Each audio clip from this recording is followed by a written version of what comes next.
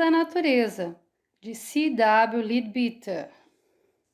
Sinopse: os espíritos da natureza são entidades fantásticas dotadas de poderes sobrenaturais, associados ao poder mágico da capacidade de imaginação. De todos os seres invisíveis, as fadas são as mais belas e dóceis criaturas. Acredita-se que elas têm o poder de interferir de forma mágica no destino das pessoas. Em sua essência, as fadas são estruturas abstratas de energia fluida, formada por condição astral, tão sensíveis quanto influenciadas pela emoção e pelos pensamentos. Apresentam-se como pequenos e belíssimos seres de asas diáfanas e roupas leves, movimentando-se incessantemente. Pode-se dizer que são seres irracionais, poéticos, paradóxicos e muito, muito sábios. Uma outra evolução. Os espíritos da natureza, aos quais devemos considerar como um dos habitantes autóctones da Terra, têm sido expulsos de diversas partes dela pela invasão do homem, da mesma forma como tem acontecido com os animais silvestres. Do mesmo modo, os espíritos da natureza evitam por completo as cidades populosas e outros lugares onde se reúnem multidões humanas, pelo que ali se percebe apenas sua influência. Porém, nos tranquilos lugares rurais, nos bosques e campos, nas montanhas e no alto mar, estão sempre presentes, e sua influência é poderosa e omnipenetrante, da mesma maneira que o perfume da violeta embalsama o ambiente, ainda que esteja oculta na vegetação. Os espíritos da natureza constituem uma evolução em separado, hoje completamente distinta da evolução humana. Todos estamos familiarizados com a trajetória da segunda onda da vida, através dos 3 reinos elementares, até chegar ao mineral, do qual ascende pelo vegetal e o animal, para alcançar a individualidade no nível humano.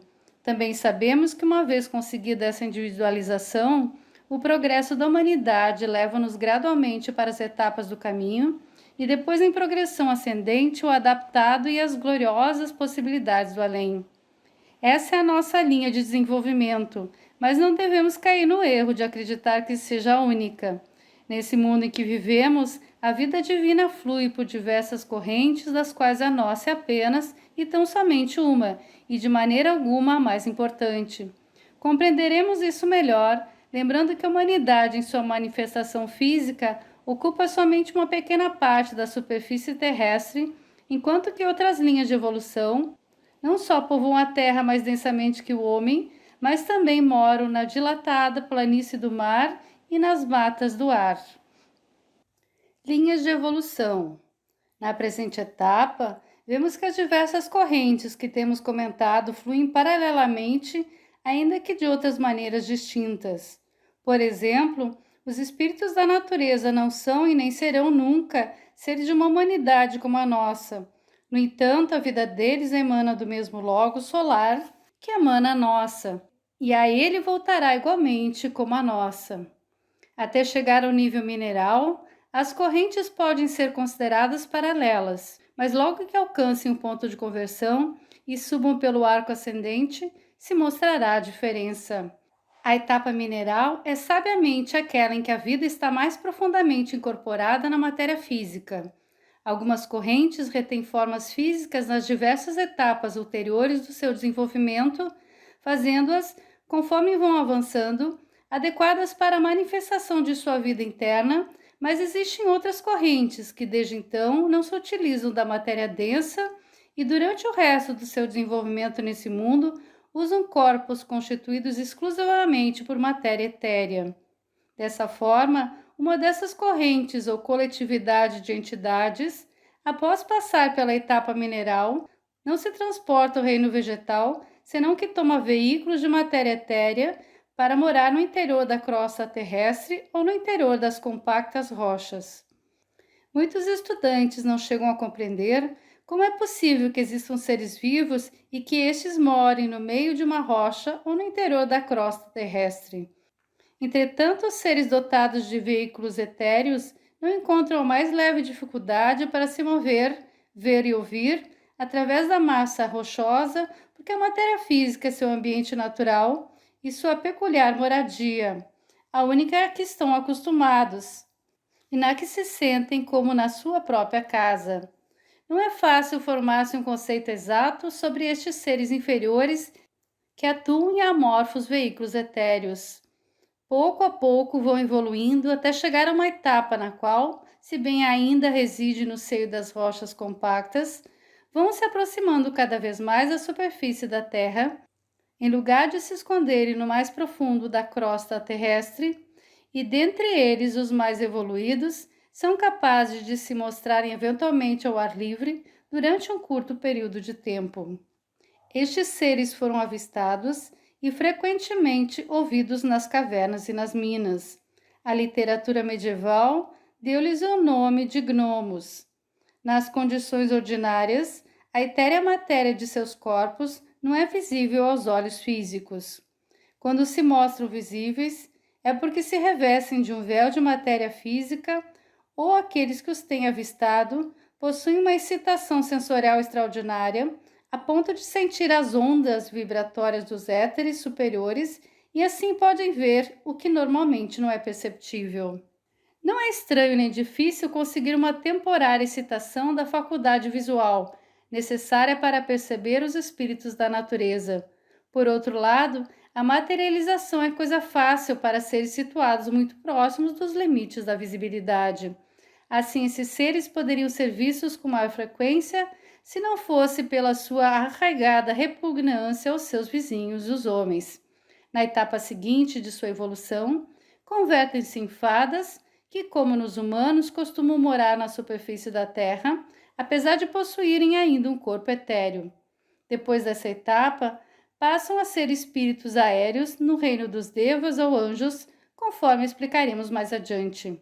A onda de vida no reino mineral não só se manifesta por meio das rochas que constituem a crosta terrestre, senão também por meio das águas oceânicas, que assim como as rochas deixam passar através de si mesmas as formas etéreas inferiores, ainda desconhecidas para os humanos, e que moram no interior do nosso globo. Assim mesmo, as águas cedem espaço a outras inferiores formas etéreas que têm sua morada nas profundezas dos mares. Nesse caso, também a seguinte etapa de evolução nos oferece formas mais definidas, ainda que etéreas, que vivem no meio das águas e raras vezes se mostram na superfície. A terceira etapa, correspondente às fadas nos espíritos terrestres, nos dá a visão de espíritos aquáticos que, com suas brincadeiras, povoam as dilatadas superfícies dos oceanos. As entidades que seguem essas linhas de evolução tomam corpos de matéria exclusivamente etérea e não entram nos reinos vegetal, animal ou humano, mas existem outros espíritos que, antes da sua diversificação, passam pelos reinos vegetal e animal. Assim, nos oceanos, existe uma corrente de vida que, ao deixar o reino mineral, entra no vegetal em forma de algas, depois passa pelos corais, esponjas, enormes cefalópodes entre as águas, para depois se aparentar com os peixes e converterem-se mais tarde em espíritos aquáticos. Essas entidades conservam um veículo físico denso até um nível muito elevado.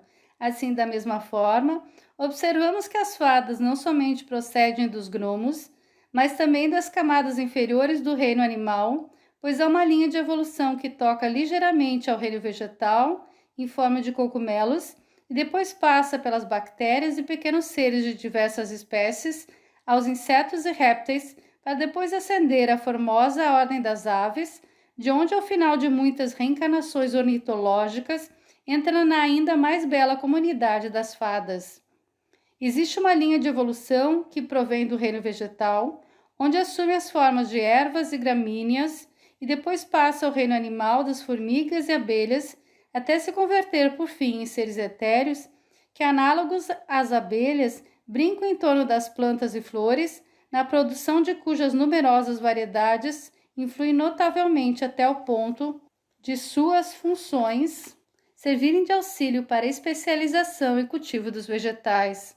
Entretanto, convém distingui-los cuidadosamente a fim de evitar confusões. Os diminutos seres que cuidam das flores podem dividir-se em duas grandes categorias com numerosas variedades em ambas. A primeira categoria é a dos elementais propriamente ditos, que apesar de sua beleza são somente formas mentais e de nenhuma forma seres vivos. Poderíamos dizer que são criaturas da vida temporal. São muito ativos e atarefados durante sua curta existência, mas não reencarnam nem evoluem, e uma vez acabada sua obra, desintegram-se, evaporando na atmosfera circundante, da mesma maneira que acontece com nossas formas mentais. São formas mentais dos anjos ou devas, encarregados da evolução do reino vegetal.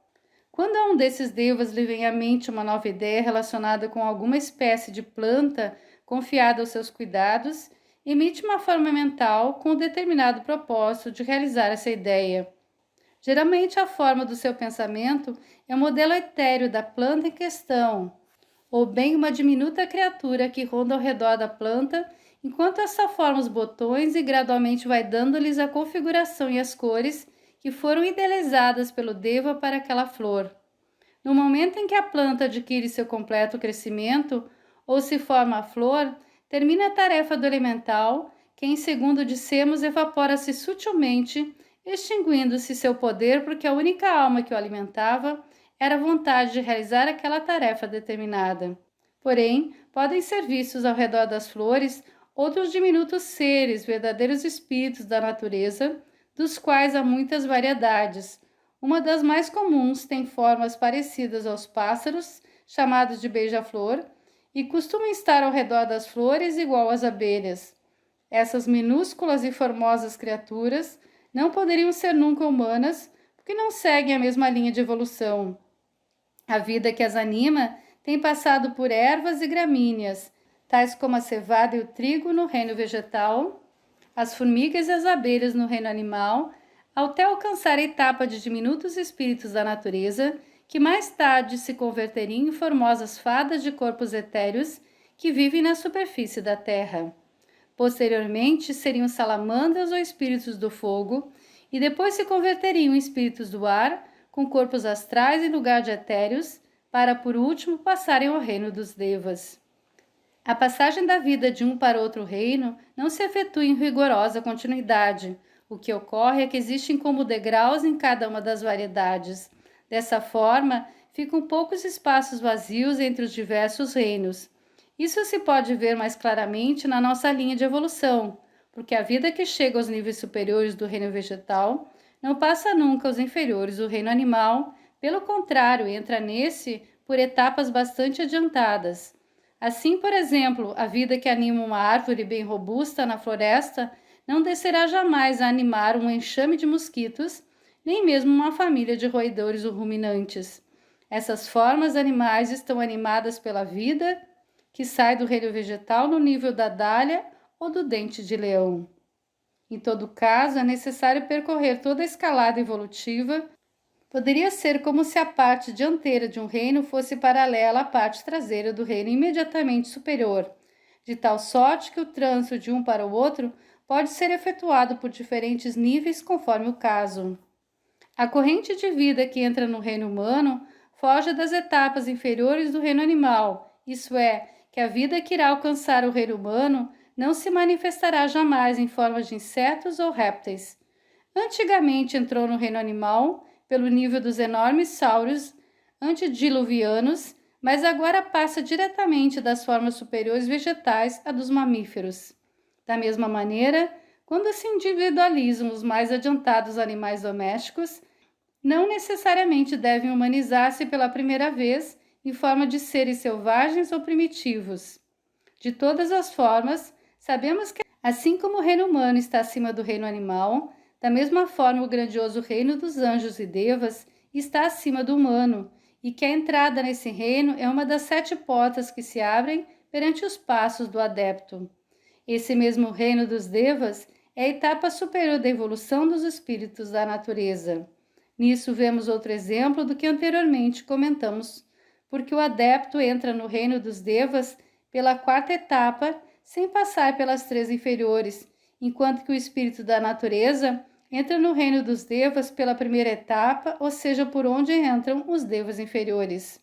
Ao entrar no reino dos Devas, recebe o espírito da natureza, a divina faísca da terceira onda de vida. Dessa forma, consegue obter a individualidade, da mesma forma que também a consegue o animal quando entra no reino humano.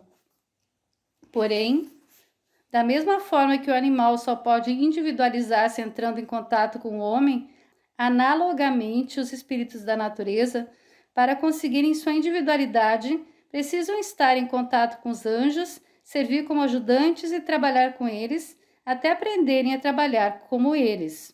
Realmente, os mais adiantados espíritos da natureza não são seres humanos etéreos ou astrais, porque ainda não estão individualizados. Contudo, são mais adiantados que um animal etéreo ou astral, pois seu grau de inteligência é muito superior ao dos animais e, em outros aspectos, igual ao da maioria da humanidade.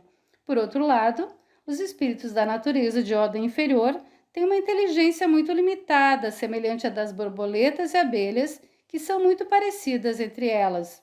Os espíritos da natureza abrangem um amplo segmento do arco evolutivo, incluindo etapas correlatas com as dos reinos vegetal, animal e humano, até perto daquela em que se encontra hoje nossa raça. Alguns tipos inferiores de espíritos da natureza não têm nada de estético, mas isso também ocorre nas espécies inferiores de répteis e insetos. Existem tribos de espíritos da natureza ainda não desenvolvidos que possuem gostos grosseiros e, portanto, seus aspectos estão em correspondência com sua etapa de evolução. As massas com enormes e vermelhas faces que vivem nas emanações etéreas do sangue e dos peixes em estado de putrefação são tão horríveis a olho nu quanto a sensação que causam nas pessoas de mente pura. Igualmente são repulsivas as criaturas pretas e vermelhas, semelhantes a horríveis crustáceos, e outros monstros semelhantes a enormes lulas, que se divertem nos vapores alcoólicos e nas orgias e festas onde o álcool predomina. Porém, por muito repugnantes que esses seres pareçam, não são maléficos de per si, e nem ficam em contato com o homem, ao menos que se degrade ao nível deles, escravizado por suas baixas paixões. Somente os espíritos da natureza dessas espécies inferiores e repulsivas se aproximam voluntariamente ao ser humano mais vulgar. Outros da mesma classe, porém, algo menos materiais, desfrutam em se banhar nas grosseiras vibrações levantadas pela cólera, a avareza, a crueldade, a inveja, o ciúme e o ódio. Quem cede a esses poucos nobres sentimentos fica exposto a estar constantemente rodeado pelas baixas multidões do mundo astral, onde uns a outros se atropelam com tétricas ânsias de saborear um arrebato passional e na sua cegueira fazem de tudo para provocá-lo e intensificá-lo. Apenas cabe crer que tão horrorosas entidades pertençam ao mesmo reino que os simpáticos e brincalhões espíritos da natureza que vamos descrever. As fadas. Esse é o tipo mais conhecido pelo homem. As fadas vivem normalmente na superfície da Terra. Sendo seu corpo etéreo, podem atravessar à vontade a crosta terrestre. Suas formas são muito diversas, mas geralmente têm formas humanas de tamanho diminuto, com alguma grotesca exageração em uma ou outra parte do seu corpo. Uma vez que a matéria etérea é plástica e facilmente modelável pelo poder do pensamento, são capazes de assumir quaisquer aspectos que lhes agrade, se bem que têm por si mesmas formas peculiares, que levam quando não necessitam assumir outra com determinado propósito e não exercem nenhum esforço para transmutá-las. Também têm cores próprias que distinguem uma espécie de outras, da mesma forma como se distinguem os pássaros por diferentes cores de penas. Existe um número muito elevado de raças de fadas, cujos indivíduos diferem em inteligência e aptidões, igual ao que ocorre com os homens. Analogamente aos seres humanos, cada raça vive em distinto país e às vezes em diferentes comarcas de um mesmo país, e os indivíduos de cada raça tendem geralmente a se manterem juntos, como acontecem com os seres humanos. As fadas estão distribuídas pela superfície da Terra tão diversamente como os demais reinos da natureza. Como o reino das aves, do qual algumas das fadas procedem, existem variedades exclusivas de um país, outras que são mais comuns num país e mais raras em outra. sendo que algumas se pode encontrar em todos os países. Também como as aves, as fadas das mais vivas e brilhantes cores moram nos trópicos. Tipos étnicos. Os tipos humanos predominantes nas diferentes partes do mundo se distinguem facilmente e são de certa forma característicos. Será que essa distinção pode ser proveniente da persistente influência das fadas, que no transcurso dos séculos têm modulado os seres humanos, animais e plantas da sua vizinhança, estabelecendo as formas nas quais inconscientemente se adaptaram os outros reinos? Por exemplo, não pode ser maior o contraste entre as brincalhonas e dançarinas bonecas de cores alaranjadas, púrpuras, escarlate e ouro que existem entre os vinhedos da Sicília e as discretas criaturas verdes e cinza que se passeiam tranquilamente pelas beiradas dos riachos na Bretanha, ou as bondosas fadas morenas que frequentam as montanhas da Escócia. Na Inglaterra é mais comum a variedade verde esmeralda, que também tem sido vista nos bosques da França, Bélgica, no estado de Massachusetts e nas margens das cataratas do Niágara. As vastas planícies de Dakota estão habitadas por uma variedade branca e preta que não tem sido vista em nenhum outro lugar, e a Califórnia desfruta de uma outra variedade muito linda, branca e ouro, que também parece ser única.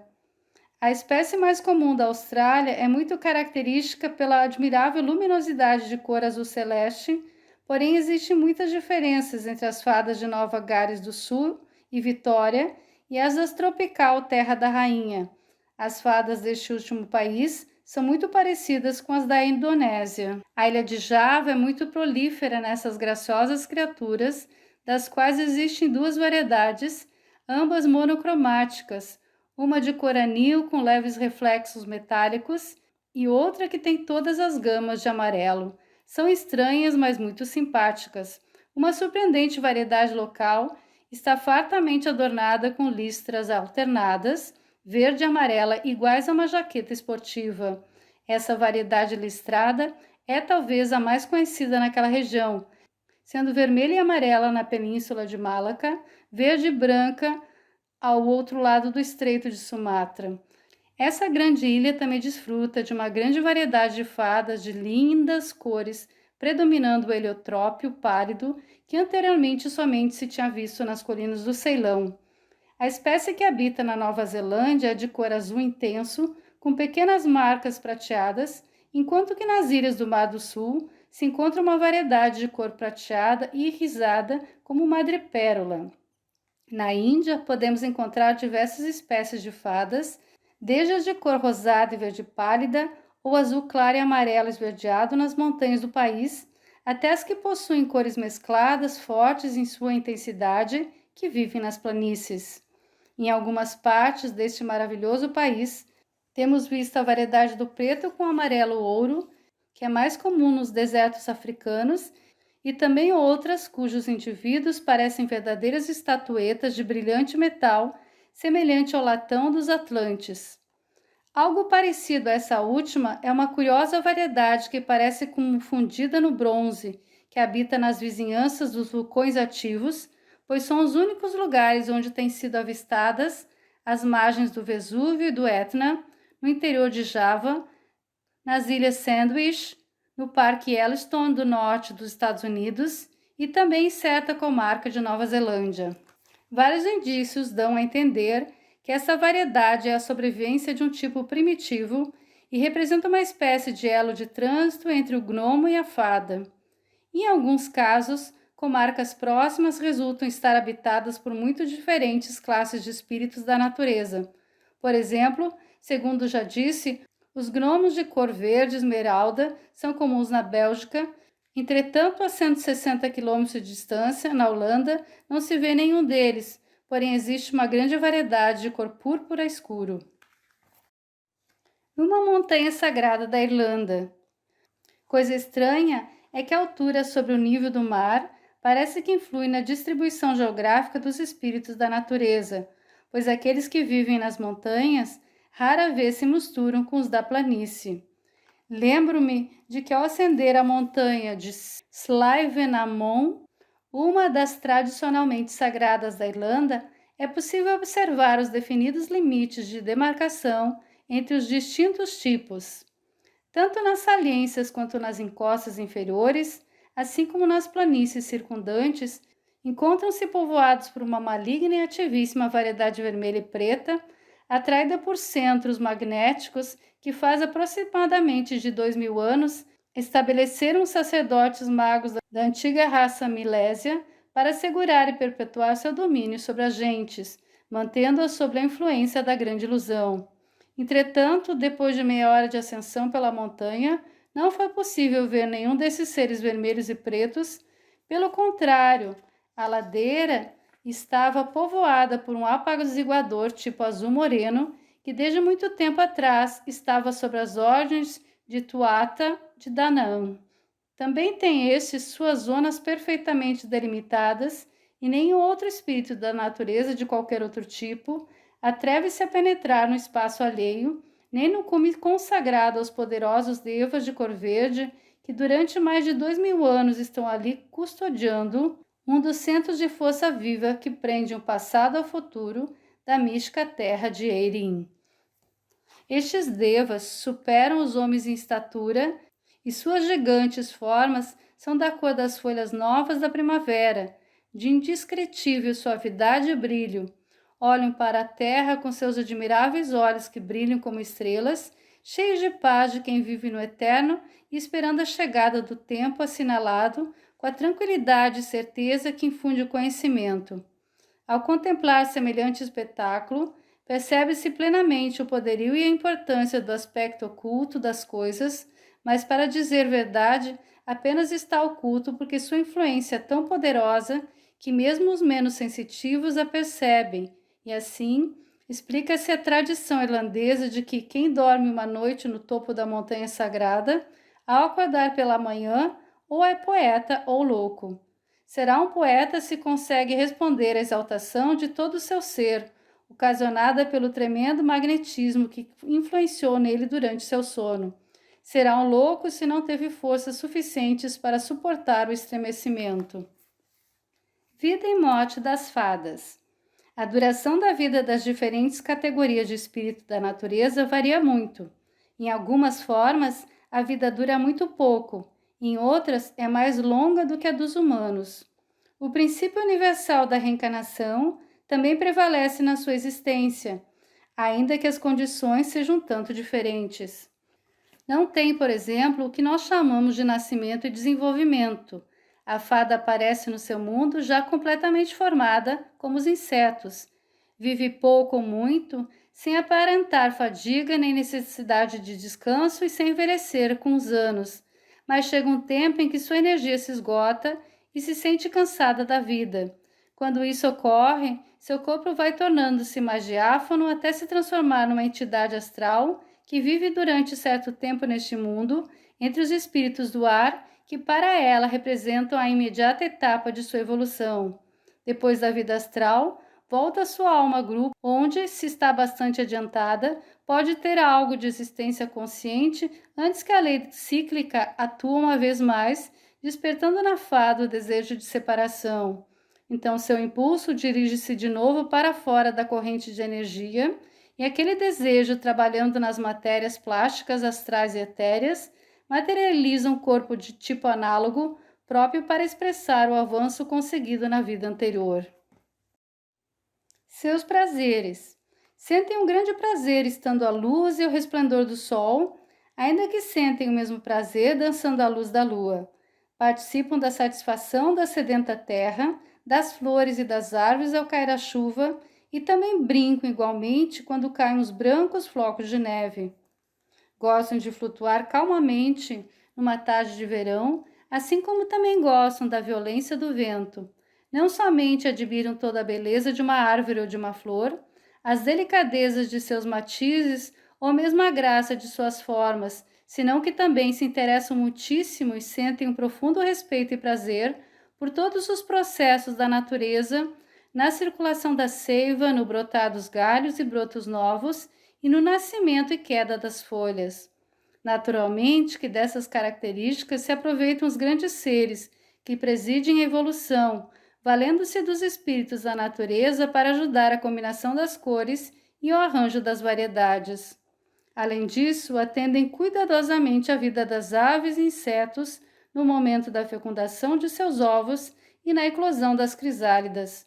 Também adoram ver brincando os filhotes de veado, os cordeirinhos, esquilos e outros animaizinhos. Outra vantagem inestimável da evolução etérea é que estes seres não precisam alimentar seus corpos por meio de comida e bebida. Pelo contrário, absorvem do éter circundante sem nenhum esforço nem fadiga toda a matéria necessária para a nutrição de seus corpos.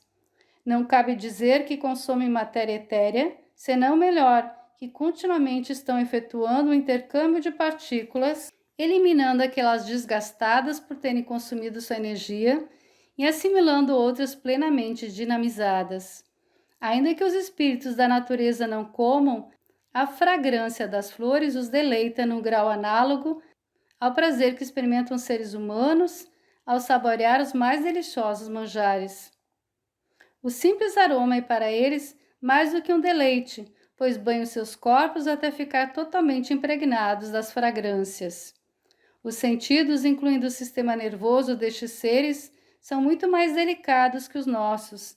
Percebem um grande número de vibrações que naturalmente escapam aos nossos grosseiros sentidos, sentindo odores em plantas e minerais que para nós são totalmente inodoros. Não têm estrutura interna, uma vez que seus corpos são semelhantes à neblina, portanto não é possível desmembrá-los ou feri-los, nem lhes afeta o frio ou o calor. Assim sendo, existe uma variedade de fadas que preferem mais a qualquer outra coisa banhar-se no fogo. Quando acontece o incêndio, rapidamente acordam de todas as partes e se deslizam com prazer imensurável entre as oscilantes chamas, iguais às crianças humanas que se deslizam num escorregador. Essas fadas são os espíritos do fogo, as salamandras da literatura medieval. Os espíritos da natureza somente podem sentir dor corpórea em consequência de uma desagradável e inarmônica emanação ou vibração, porém podem evitá-la pela faculdade que possuem de poder transladar-se com enorme velocidade de um lugar a outro. Segundo observado até agora, as fadas estão totalmente livres da maldição do medo, tão dominante na vida do reino animal, que corresponde em nossa linha de evolução ao reino das fadas na evolução etérea. O romanticismo das fadas. As fadas têm uma imaginação invejavelmente fértil e, nos momentos de recreio com suas companheiras, ficam idealizando todo tipo de fantasias, fantásticos cenários e românticas situações. As fadas podem ser comparadas a um garoto contando histórias aos seus companheiros, ainda com uma vantagem sobre a criança, ou seja, como as demais fadas, tem visão etérea e astral inferior. Todas as ideias e personagens do conto tomam forma visível para os ouvintes durante o transcurso da relação. Sem dúvida que muitos desses contos podem parecer-nos sem muito sentido e de estranha finalidade, porque a inteligência das fadas atua em direção distinta da nossa. Para elas são vivamente reais e motivos inesgotáveis de prazer e alegria. A fada que demonstra extraordinário talento em imaginar narrações ganha facilmente o afeto e a consideração de suas companheiras sem que jamais lhes faltem auditório. Quando um ser humano vislumbra um grupo de fadas, faz um julgamento segundo seus rotineiros preconceitos e toma a fada principal como sendo um rei ou uma rainha, segundo a figura que naquele momento a fada está assumindo. Na realidade, o reino dos espíritos da natureza não necessita de regime algum ou de governo, somente a supervisão geral que sobre ele exercem os devas superiores e seus subordinados, mas somente os espíritos de natureza mais elevada percebem essa supervisão. Suas atitudes em relação ao ser humano.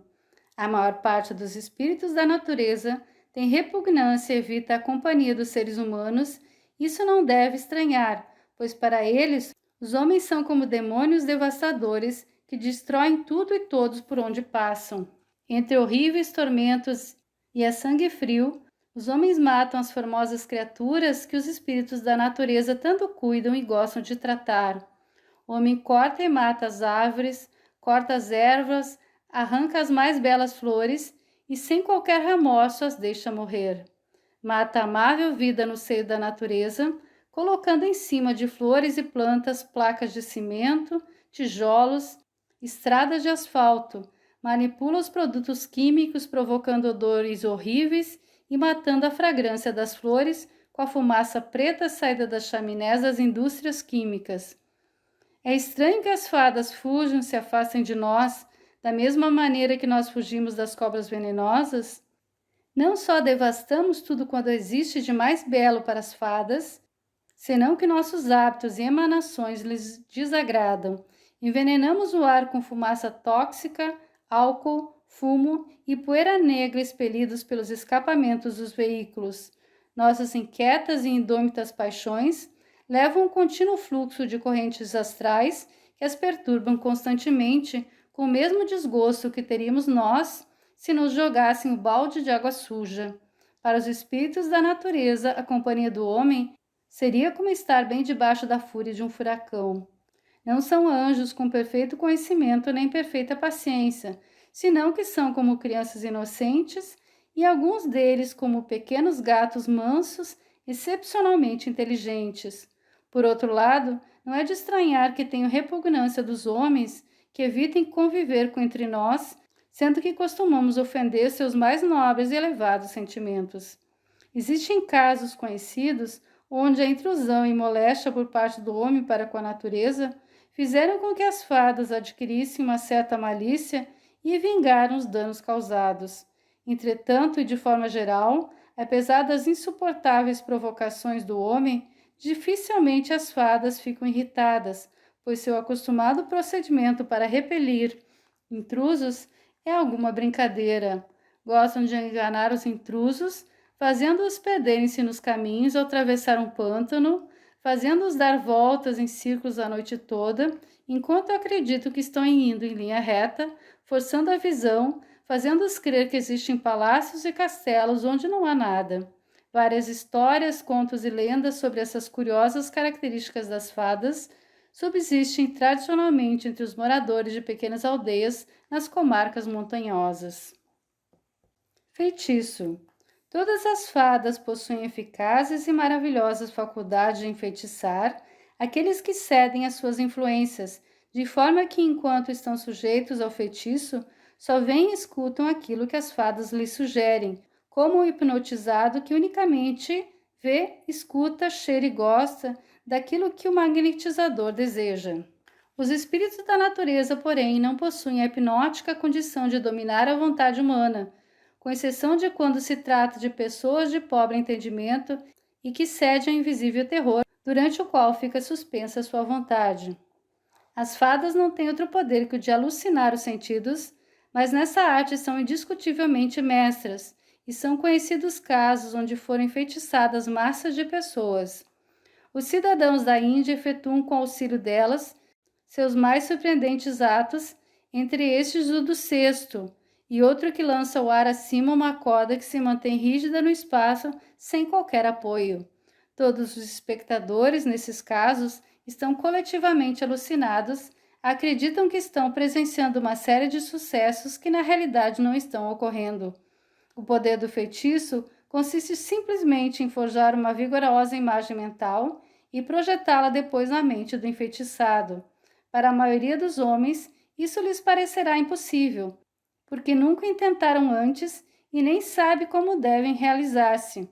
A mente da fada não é tão ampla como a de um homem, porém está acostumada a forjar e projetar imagens para as mentes alheias, porque essa é uma das principais tarefas na sua vida cotidiana.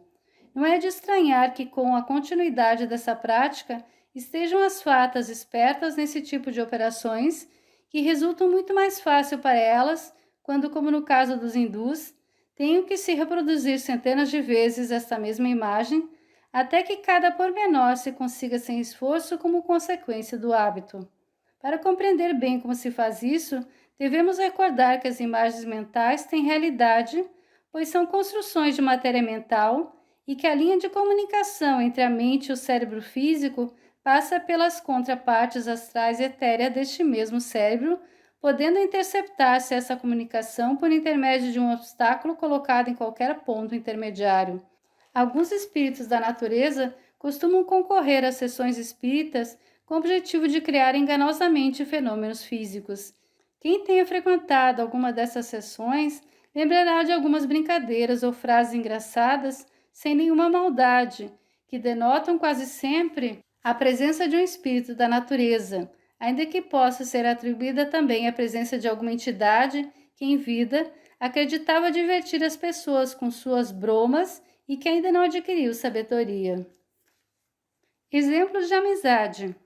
Alguns espíritos da natureza têm contraído amizade com os seres humanos, oferecendo-lhes toda quanta ajuda lhes foi possível, como nas conhecidas narrações das serventes escocesas ou as fadas que acendem o fogo da Cinderela.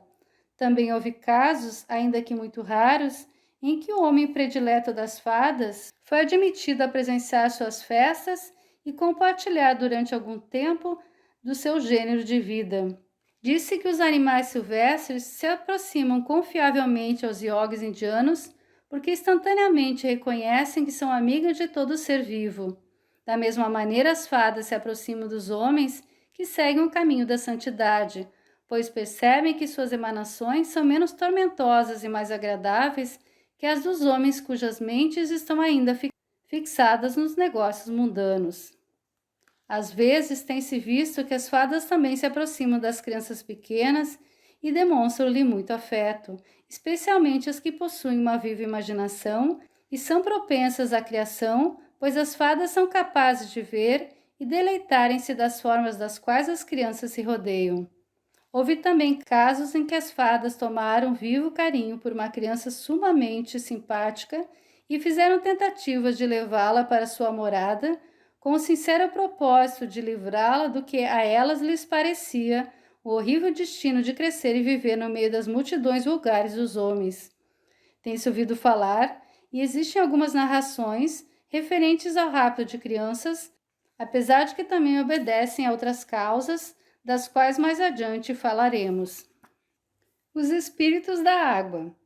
Por muito numerosas que sejam as fadas que moram sobre a superfície da terra, quase sempre longe da vizinhança do homem, são ainda muito mais numerosas as fadas marinhas, as ondinas, sereias ou espíritos da água que moram na superfície do mar. Existem tantas variedades quanto na terra. Os espíritos da natureza do Pacífico são diferentes daqueles que têm sido vistos no Atlântico e os do mar Mediterrâneo. As espécies que brincam no indescritível azul luminoso dos mares tropicais são muito diferentes daquelas que pulam sobre as ondas cinzentas dos mares do norte. Diferentes também são os espíritos dos lagos, rios, cascatas e cachoeiras, pois têm mais pontos análogos com as fadas da terra do que com as ondinas do alto mar. Suas formas são variadas, ainda que com frequência lembram a forma humana. Em geral, tendem a tomar formas maiores que as das fadas dos bosques e montanhas, pois assim como essas são diminutas, as ondinas assumem formas e tamanhos humanos. A fim de evitar erros, convém insistir na faculdade proteica dos espíritos da natureza. Tanto os da terra como os da água podem aumentar ou diminuir seu tamanho, segundo a sua vontade e tomar a forma que melhor lhes pareça. Teoricamente, não há restrição nessa faculdade, mas na prática tem seus limites, ainda que sejam muito amplos.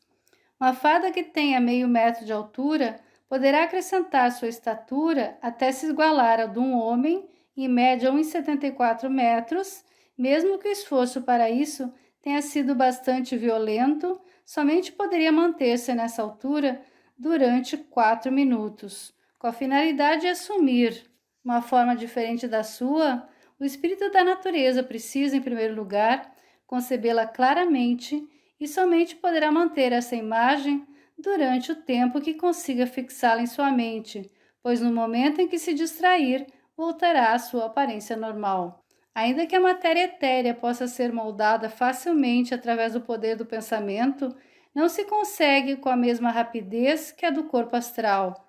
Cabe aqui dizer que a matéria mental obedece instantaneamente ao pensamento, e a matéria astral a segue em ordem de rapidez, de forma que o observador comum não percebe a diferença. Porém, quanto à matéria etérea, a visão do homem que a possui pode perceber sem nenhuma dificuldade os aumentos e as diminuições das formas. Uma sílfide, cujo corpo é formado de matéria astral, muda de forma com a rapidez de um relâmpago. A fada, cujo corpo é etéreo, aumenta e diminui de tamanho com assombrosa rapidez, mas não o faz instantaneamente. Poucos espíritos terrestres são de estaturas gigantescas. Entretanto, essa é a estatura normal dos espíritos do mar. As fadas da terra costumam trajar-se imaginariamente com prendas e indumentárias humanas e apresentam-se com estranhos chapéus, calças, vestidos e jaquetas, porém nunca têm sido vistos tais figurinos nos espíritos que habitam no mar. Quase todas as ondinas têm a faculdade de levantar-se do seu peculiar elemento, flutuar e voar em curtos trechos pelo ar. Gostam de brincar entre as espumas e cavalgar nas cristas das ondas. Não sentem tanta repugnância pelo homem como suas irmãs terrestres, talvez porque sejam raras as ocasiões em que o homem se depara com elas. Não descem a mais profundidade na água, não costumam submergir além do alcance da luz, de forma que sempre fica considerável espaço entre seus domínios e os daquelas outras criaturas menos evoluídas que moram no interior das águas. Algumas espécies muito formosas habitam nas águas interiores, onde o homem ainda não tem possibilidade de dominar.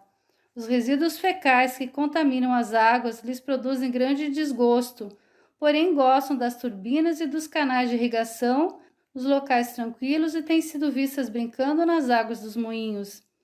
Gostam especialmente das cascatas e grandes quedas de água, do mesmo modo que suas irmãs marinhas o fazem sobre as ondas.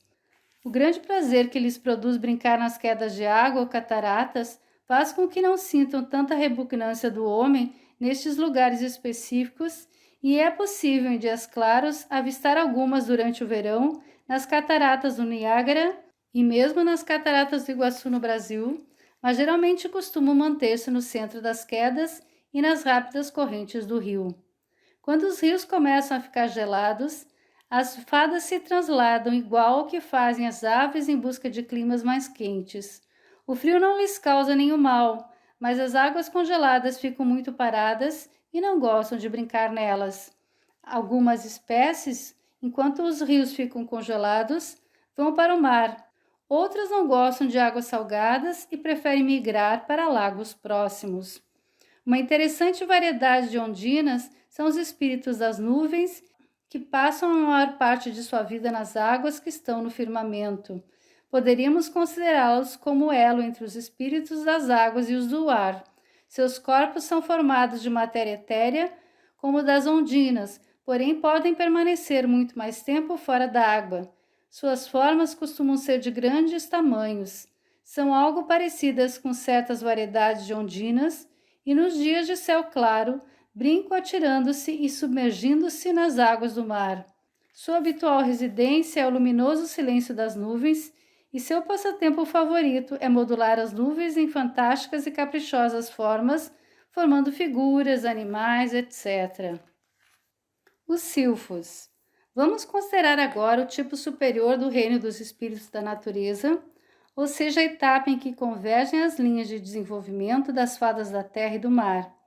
As sílfides, ou espíritos do ar, são muito superiores a todos os outros tipos que temos comentado até agora, pois já se desprenderam de sua matéria física e seu veículo inferior é o astral.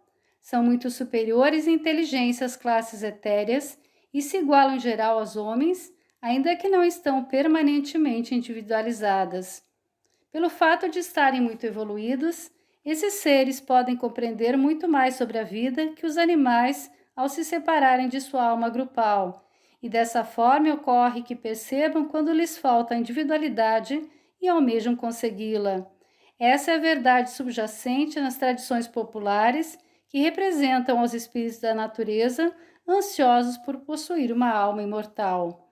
O procedimento que ordinariamente seguem para consegui-la é relacionar-se pelo trato e o amor com os devas ou anjos astrais, que constitui o grau de evolução imediatamente superior. Um animal doméstico, como o cachorro ou o gato, consegue o progresso através do desenvolvimento da inteligência e por seus afetos mediante o íntimo contato com seu dono. Não é somente o amor ao dono que o leva a determinados esforços para compreendê-lo, senão que as vibrações do corpo mental do dono influem continuamente em sua mente rudimentar e essa aos poucos aumenta em atividade, ao mesmo tempo o afeto do seu amo desperta em seu corpo astral emoções sempre crescentes. O homem pode ou não domesticar o animal, mas em todo caso, mesmo sem grande esforço, a íntima relação entre ambos favorece o progresso evolutivo do inferior. Com o passar do tempo, o desenvolvimento do animal chegará a um nível em que será capaz de receber a terceira onda, ou melhor, a efusão de vida, o que o individualizará, separando-o definitivamente de sua alma grupal. Agora podemos afirmar que é exatamente isso que ocorre entre os devas e as sílfides, com a única diferença de que é efetuado de maneira mais eficaz e inteligente. Mesmo um homem entre mil não sabe nada a respeito da verdadeira evolução do seu cão ou gato, e nem o animal compreende as possibilidades que o esperam, mas o deva conhece perfeitamente o plano da evolução, e em muitos casos também a sílfide sabe o que mais lhe convém, e em consequência disso trabalha inteligentemente para lográ-lo. É assim que cada deva astral tem várias sílfides, ensina-lhes e aprende delas, intercambiando seus afetos. Muitos desses devas astrais servem de agentes aos seres que distribuem o karma, e assim ocorre que as sílfides costumam ser agentes subalternos dessa obra, adquirindo sem dúvida grandes conhecimentos, enquanto executam o trabalho a elas designado. O adepto sabe como utilizar os serviços dos espíritos da natureza quando deles precisa, e são muitos os assuntos que se lhe podem confiar. No jornal Broad Views, de fevereiro de 1907, foi publicado um admirável relato da forma engenhosa em que um espírito da natureza desempenhou uma tarefa que lhe havia sido confiada por um adepto. Ficou encarregado de distrair um senhor inválido e doente, e durante 5 dias o manteve entretido com curiosas e interessantes visões, cujo feliz resultado, segundo confirmou o próprio enfermo, fez alegrar meus dias que em ordinárias circunstâncias teriam sido um tedioso sofrimento. Pregando sua criatividade, o espírito da natureza mostrou-lhe uma desconcertante variedade de cenas, nas quais ele aparecia no interior de rochas viventes, com uma vasta variedade de seres vivos no seu interior. Também lhe mostrou montanhas, bosques frondosos, caminhos, edifícios de soberba arquitetura, estátuas enormes finamente esculpidas, belas flores entre outras plantas e palmeiras balançando ao vento. Com os objetos do local, compunha várias cenas de mágica transmutação e, na verdade, da curiosa índole do prazer proporcionado, era possível coligir-se a espécie de espírito da natureza dedicado a uma obra tão caritativa. Os magos orientais às vezes procuram obter ajuda dos espíritos superiores da natureza para suas operações, porém este exemplo não está isento de perigos. De fato, tem de usar a invocação ou evocação destes seres. A invocação consiste em atrair o espírito com súplicas para conseguir a ajuda necessária. A evocação consiste em atualizar influências que levam o espírito a obedecer. Se fracassar no intento, o mago se expõe a provocar sua hostilidade com o risco de inutilizá-lo permanentemente ou pelo menos o colocará em situação ridícula. Existem muitas variedades de sílfides que se diferenciam em poder, inteligência, aspecto e costumes. Naturalmente, não estão tão contraídas a determinados lugares como as outras classes já descritas, ainda que parecem reconhecer os limites das diversas zonas de altitude. Uma variedade flutua sempre perto da superfície terrestre, enquanto outras espécies raras vezes ficam perto. De maneira geral, compartilham da mesma repugnância pela vizinhança com seres humanos e seus inquietos desejos. Em algumas raras ocasiões, suportam essa repugnância em troca de diversões e brincadeiras. Seus divertimentos. Divertem-se animando formas mentais de várias classes.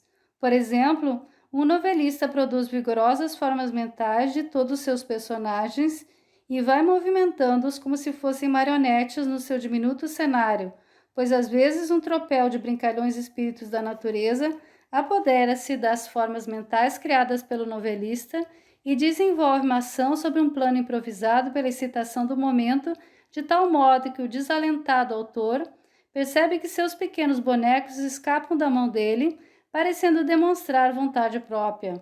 O desejo de brincar, tão característico em algumas fadas, persistem nas espécies inferiores de sílfides, cujas personificações não são já de índole tão inofensiva. Pessoas cujo mau karma as colocou sob o domínio da tecnologia supersticiosa e ainda não têm inteligência ou fé bastante para desfazer suas blasfemas doutrinas, produzem com suas temerosas emoções horríveis formas mentais do imaginário demônio a quem sua superstição concede tão predominantemente papel no universo. Sinto dizer que alguns travessos espíritos da natureza são incapazes de resistir à tentação de se transformarem nessas terríveis formas mentais, levando na brincadeira a parecer-se com chifres, mostrar enormes dentes caninos ou jogar fogo pelas narinas. Quem conhece a índole desses demônios de pantomima não sofrerá nenhum dano, porém as crianças que são bastante receptivas a esses vislumbres de tão espantosos aspectos sentem profundo terror, mesmo tendo sido avisadas da sua falsidade. O espírito da natureza em nenhum momento sente medo porque não o conhece, por isso não vê as graves consequências de suas travessuras, pelo contrário, acredita que o medo do menino é fingido e que faz parte da brincadeira. Não podemos condenar o espírito da natureza. A partir do momento em que consentimos que nossas crianças fiquem prisioneiras de uma grosseira superstição, descuidando de explicar-lhes a verdade que Deus é amor, e o amor perfeito desvanece todos os temores. Se o espírito do ar aterroriza assim de quando em quando as crianças viventes mal instruídas, devemos também saber sua atividade de entreter e distrair a milhares de crianças que nós chamamos de mortais, pois brincar com elas e diverti-las de mais de 100 maneiras é uma das suas tarefas. As sílfides têm percebido a oportunidade de lhes oferecer as sessões espíritas e algumas delas frequentam essas com o nome de Dália ou Girassol. São capazes de dar sessões muito interessantes porque conhecem muitas coisas a respeito das condições e índoles da vida astral. Respondem rapidamente às perguntas com tanta veracidade como seus conhecimentos lhes permitem e com aparência de profundidade quando o assunto está mais além do seu alcance. Produzem ruídos, movimentos e o acender e apagar das luzes sem o menor esforço. Estão dispostas a levar qualquer mensagem que seja necessária, não para fazer mal nem enganar, senão pelo prazer de experimentar, de servir como mensageiras, vendo-se adoradas e reverenciadas com profunda devoção e afeto como queridos espíritos e anjos da custódia. Compartilham a complacência de todos os participantes dessas sessões e lhes satisfaz a benéfica obra de consolar os tristes. Morando no plano astral, a quarta dimensão para elas é um fato comum na sua existência. Isso lhes facilita muitas brincadeiras que para nós poderiam ser prodigiosas, tais como tirar objetos de uma caixa fechada ou pôr flores no aposento igualmente fechado. As sílfides ou espíritos do ar, que assistem às sessões espíritas, conhecem os desejos e sentimentos dos participantes, de maneira que podem ler nas suas mentes todos os pensamentos, menos as ideias abstratas, e têm ao seu alcance toda a classe de materializações, com a finalidade de dispor de tão conveniente material. Percebe-se, portanto, que sem necessidade de auxílio alheio, são capazes de proporcionar diversas distrações e jogos, como sem dúvida o fazem frequentemente. Não quero dizer de modo algum que os espíritos da natureza sejam as únicas entidades que atuam em sessões espíritas. O manifesto espírito é com frequência o mesmo que diz ser, mas também é verdade que às vezes não é nem remotamente, e o vulgar participante não tem meio algum de distinguir entre a legitimidade e a impostura. Desenvolvimento anormal. Conforme já foi dito, a linha normal de progresso do espírito da natureza é conseguir a individualidade pelo trato com o Deva. Porém, existem indivíduos que se desviaram dessa norma. O intenso afeto da sílfide pelo anjo é o fator principal para a individualização E os casos anormais são aqueles em que, em lugar de pôr a sílfide seu afeto num deva, o põe num ser humano.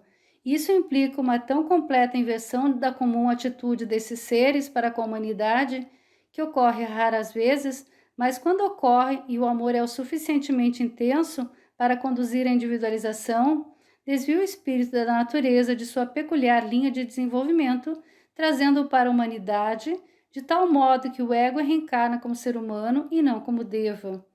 Isso é o que nos dão a entender as tradições e lendas nas que um espírito não humano se apaixona por um ser humano e deseja ardentemente obter uma alma imortal para poder estar toda a eternidade com o objeto do seu amor. Ao encarnar um espírito assim, em forma humana, como resultado, é um ser estranho de caráter afetuoso e emocional, mas caprichoso, primitivo em certos aspectos e sem o mais leve senso de responsabilidade. Sabemos de casos em que, às vezes, uma sílfide, profundamente apaixonada por um ser humano, seja homem ou mulher, porém não o bastante para que seu afeto determine a individualização, fez um esforço vigoroso para forçar a entrada no mundo dos humanos, tomando o corpo de uma criança moribunda, quem aparentemente recobrou a vida como se o destino o arrebatara das garras da morte. Mas por causa de não estar a sílfide acostumada às restrições do corpo físico denso no qual se incorporou, causa na criança uma mudança notável, ficando mais briguenta e irascível. Se a sílfide fosse capaz de se adaptar ao corpo físico no qual se incorporou, nada impediria de conservá-lo por toda uma vida de ordinária duração, e se no seu transcurso conseguisse desenvolver um afeto bastante vivo para se desligar da alma grupal, reencarnaria normalmente como ser humano. Se durante o decorrer daquela vida forçadamente humana não consegue intensificar na medida necessária o seu afeto, retornará depois da morte para sua peculiar linha de evolução. Esses fatos corroboram a verdade contida nas lendas e tradições de suplantação de criaturas que abundam em todos os países do mundo. Vantagens desse estudo. O reino dos espíritos da natureza é um interessantíssimo campo de estudo ao qual não se tem dado muita atenção. Apesar de ser mencionado com frequência em toda a literatura ocultista, não se vê qualquer intenção de classificá-lo cientificamente. Este vasto reino da natureza necessita de um Cuvier ou de um Linneu, porém, havendo muitos investigadores, poderemos esperar que um deles tome conta da tarefa e nos proporcione com qualidade de obra-prima de sua vida uma acabada e completa história natural desses deliciosos seres. Certamente não seria trabalho perdido nem estudo inútil. É conveniente conhecer os espíritos da natureza, não só pela influência em que nos exercem, senão que ao compreender uma linha de evolução tão distinta da humana, amplia-se nossa mente e reconhecemos que o mundo não existe somente para nós e que nosso ponto de vista não é o único e nem o mais importante. As viagens por países estrangeiros produzem o mesmo efeito, ainda que em menos grau, porque ensinam ao homem livre de preconceitos que raças, tão valiosas quanto a sua em todos os aspectos, podem diferir notavelmente dela em multidões de características. No estudo dos espíritos da natureza, encontramos a mesma ideia muito mais ampla. É um reino radicalmente diferente, sem sexo, livre de temores, ignorante de lutas pela existência, e a meta final de sua evolução é, em tudo e por tudo, análogo àquela que alcançamos pela linha de evolução humana. Quando consigamos aprender isso, poderemos descobrir algo mais dos múltiplos aspectos do Logos e aprenderemos a ser modestos, caridosos e tolerantes de pensamento.